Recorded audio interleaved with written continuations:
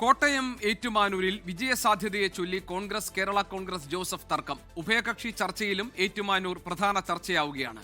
ഇതിനിടെ പത്തനംതിട്ട അടൂരിൽ അർഹതപ്പെട്ടയാൾക്ക് സീറ്റ് നൽകിയില്ല എന്നാരോപിച്ച് DCC സെക്രട്ടറി രാജിവെച്ചു.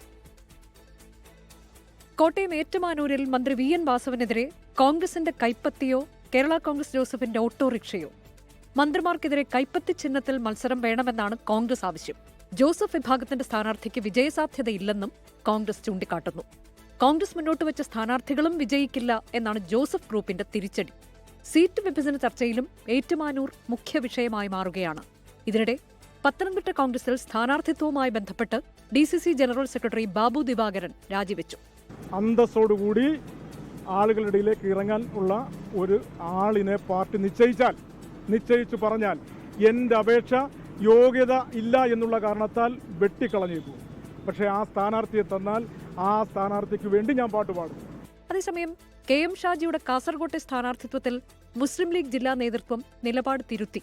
പുറത്തുനിന്നുള്ളവർ സ്ഥാനാർത്ഥിയായി വന്നാൽ സ്വീകരിക്കുമെന്നും KM ഷാജി ആയാലും കുഴപ്പമില്ല എന്നുമാണ് നിലപാട്. കാസർഗോഡിനെ സംബന്ധിച്ചിടത്തോളം ഒരു പ്രശ്നം ആര് മത്സരിച്ചാലും ഉണ്ടാവാൻ സാധ്യതയില്ല. ആരായാലും അതിന് കൈ നീട്ടി സ്വീകരിക്കുന്ന പ്രവർത്തകരാണ് കാസർഗോഡുള്ളത്. കൊല്ലം ചാത്തന്നൂരിൽ ഫോർവേഡ് ബ്ലോക്കിന് സീറ്റ് നൽകാനാണ് UDF തീരുമാനം. Forward block general secretary G Devarajan മത്സരിക്കും. അതേസമയം തൃശൂരിൽ TN പ്രതാപനെതിരെ പോസ്റ്ററുകൾ പതിച്ച സംഭവത്തിൽ 2 പേർക്കെതിരെ പോലീസ് കേസെടുത്തു. Election desk 24. ലോകത്തെവിടെയായാലും ഏത് സമയത്തും 24 വാർത്തകളും ഓഗ്മെന്റഡ് റിയാലിറ്റി പാക്കേജുകളും എക്സ്പ്ലെയിനറുകളും വിശദമായി കാണാൻ ഞങ്ങളുടെ YouTube ചാനൽ നിങ്ങൾക്ക് സബ്സ്ക്രൈബ് ചെയ്യാം.